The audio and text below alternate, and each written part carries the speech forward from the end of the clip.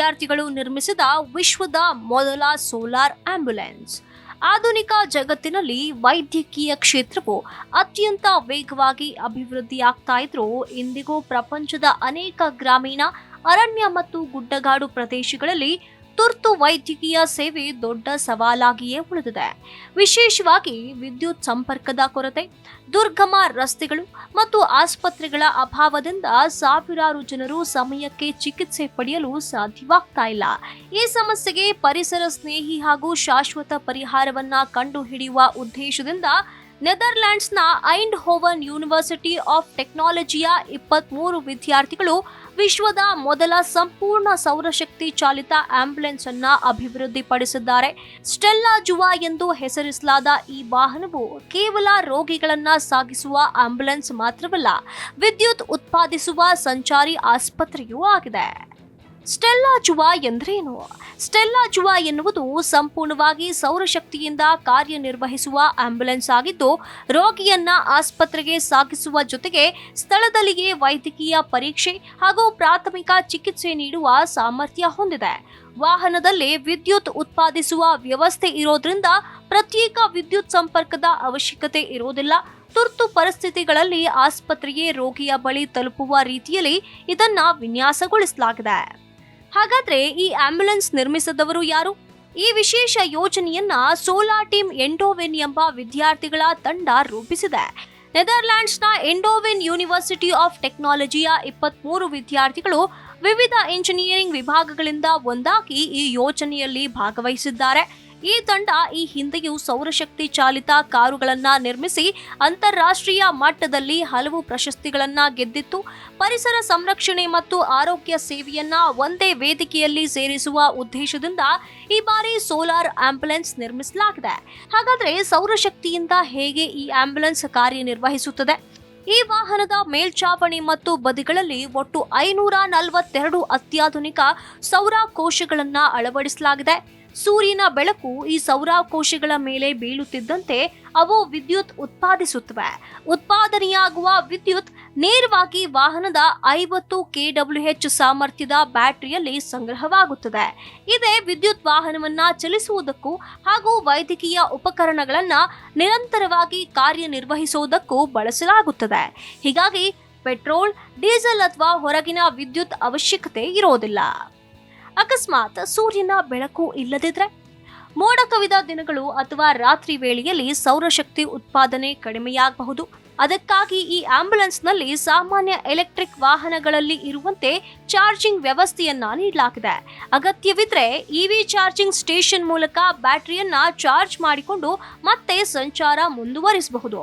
ಇದರಿಂದ ಯಾವುದೇ ಪರಿಸ್ಥಿತಿಯಲ್ಲೂ ಸೇವೆ ಸ್ಥಗಿತಗೊಳ್ಳುವುದಿಲ್ಲ. ಹಾಗಾದ್ರೆ ಎಷ್ಟು ದೂರ ಸಂಚರಿಸಬಲ್ಲವು ಈ ಆಂಬ್ಯುಲೆನ್ಸ್ ಅಂತ ನೋಡೋದಾದ್ರೆ, ಸ್ಟೆಲ್ಲಾ ಜುವಾ ಅತ್ಯಂತ ಹಗುರವಾದ ಹಾಗೂ ಗಾಳಿಯ ಪ್ರತಿರೋಧ ಕಡಿಮೆ ಮಾಡುವ ಏರೋಡೈನಾಮಿಕ್ ವಿನ್ಯಾಸವನ್ನ ಹೊಂದಿದೆ.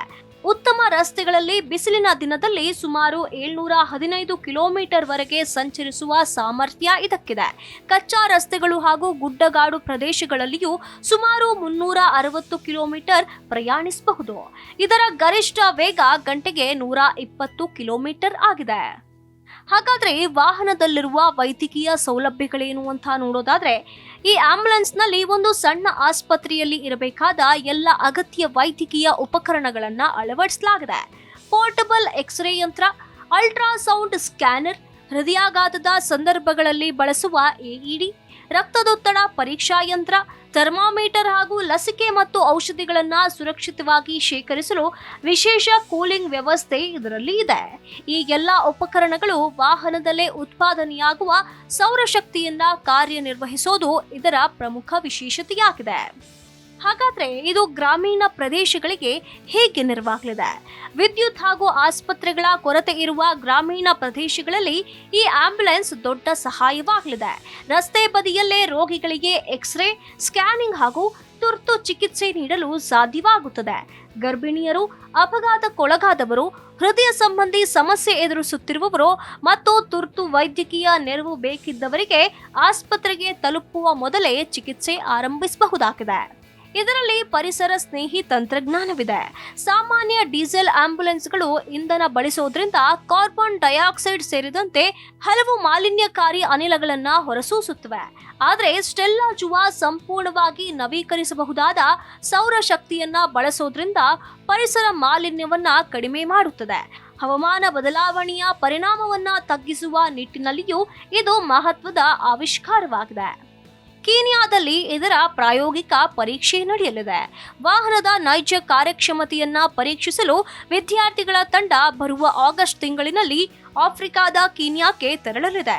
ಅಲ್ಲಿನ ಗ್ರಾಮೀಣ ಪ್ರದೇಶಗಳು, ಕಚ್ಚಾ ರಸ್ತೆಗಳು ಹಾಗೂ ವಿದ್ಯುತ್ ಸೌಲಭ್ಯ ಕಡಿಮೆ ಇರುವ ಪ್ರದೇಶಗಳಲ್ಲಿ ಈ ವಾಹನವನ್ನ ಪರೀಕ್ಷಿಸಲಾಗುತ್ತದೆ. ಸ್ಥಳೀಯ ಎನ್ಜಿಒಗಳ ಸಹಾಯದೊಂದಿಗೆ ರೋಗಿಗಳಿಗೆ ಈ ವಾಹನ ಎಷ್ಟು ಪರಿಣಾಮಕಾರಿಯಾಗಿ ನೆರವಾಗುತ್ತದೆ ಎಂಬುದನ್ನು ಪ್ರಾಯೋಗಿಕವಾಗಿ ಪರಿಶೀಲಿಸಲಾಗುತ್ತದೆ.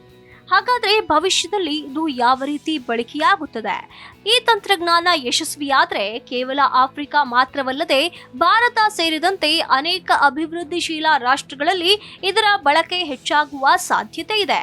ಪ್ರವಾಹ, ಭೂಕಂಪ, ಚಂಡಮಾರುತ ಹಾಗೂ ಇತರ ಪ್ರಕೃತಿ ವಿಕೋಪಗಳ ಸಂದರ್ಭಗಳಲ್ಲಿ ವಿದ್ಯುತ್ ಸಂಪರ್ಕ ಕಡಿತಗೊಂಡ್ರೂ ಈ ಆಂಬ್ಯುಲೆನ್ಸ್ ತುರ್ತು ವೈದ್ಯಕೀಯ ಸೇವೆ ಒದಗಿಸಬಲ್ಲದು. ಗಡಿ ಪ್ರದೇಶಗಳು, ಅರಣ್ಯ ಪ್ರದೇಶಗಳು, ದ್ವೀಪಗಳು ಹಾಗೂ ದೂರದ ಗ್ರಾಮಗಳಲ್ಲಿ ಆರೋಗ್ಯ ಸೇವೆಗೆ ಇದು ಹೊಸ ಆಯಾಮ ನೀಡಬಹುದು. ವಿದ್ಯಾರ್ಥಿಗಳ ಈ ಸಾಧನೆಗೆ ವಿಶ್ವ ಮೆಚ್ಚುಗೆಯನ್ನ ವ್ಯಕ್ತಪಡಿಸಿದೆ. 23 ವಿದ್ಯಾರ್ಥಿಗಳ ಈ ಆವಿಷ್ಕಾರವು ತಂತ್ರಜ್ಞಾನ ಮತ್ತು ಮಾನವೀಯ ಸೇವೆಯ ಅಪರೂಪದ ಸಂಗಮವಾಗಿದೆ. ವೈದ್ಯಕೀಯ ಸೇವೆಯನ್ನ ಪರಿಸರ ಸ್ನೇಹಿ ತಂತ್ರಜ್ಞಾನದೊಂದಿಗೆ ಸಂಯೋಜಿಸಿರುವ ಈ ಯೋಜನೆ ಜಾಗತಿಕ ಮಟ್ಟದಲ್ಲಿ ಮೆಚ್ಚುಗೆಗೆ ಪಾತ್ರವಾಗಿದೆ. ಭವಿಷ್ಯದಲ್ಲಿ ಇಂತಹ ಸೋಲಾರ್ ಆಂಬ್ಯುಲೆನ್ಸ್ಗಳು ಪ್ರತಿಯೊಂದು ದೇಶದ ಗ್ರಾಮೀಣ ಆರೋಗ್ಯ ವ್ಯವಸ್ಥೆಯ ಅವಿಭಾಜ್ಯ ಭಾಗವಾಗುವ ನಿರೀಕ್ಷೆಯಿದ್ದು, ಆರೋಗ್ಯ ಕ್ಷೇತ್ರದಲ್ಲಿ ಹೊಸ ಕ್ರಾಂತಿಗೆ ನಾಂದಿ ಹಾಡುವ ಸಾಧ್ಯತೆ ಇದೆ.